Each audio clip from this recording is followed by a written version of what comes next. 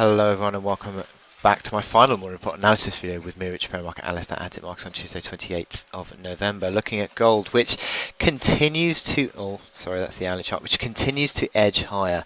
We're in this uptrend, higher lows and higher highs, and we're now testing, having posted a series of higher highs, testing that long-term sort of key pivot range of resistance that I've been sort of talking about, 1300 to 1310.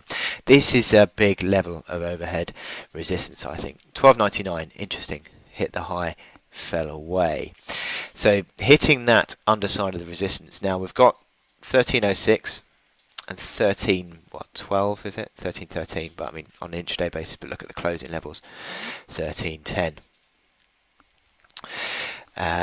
As the resistance, so you're sort of starting to now really put pressure on that resistance, and I think a closing move above 1300 is a key psychological level. But as I said, 1306 is the high from October, which obviously you then need to break.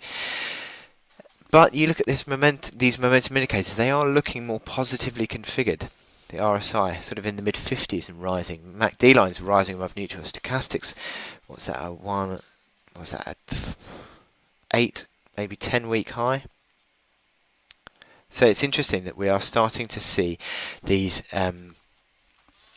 indicators looking more positive. So is gold about to make a decisive break above 1300? At the moment, it's consolidating, and I think it could well consolidate in front of this decision in the Senate over over tax reform. But there is a little bit of a near-term pivot forming around 1293, interestingly. But above 1286 is basically the support. And you could argue that actually goes back, doesn't it? A little bit to an extent, around 1286, 1287. It's a pretty decent sort of band of support near-term as a pivot. So that's a basis of support you could work from.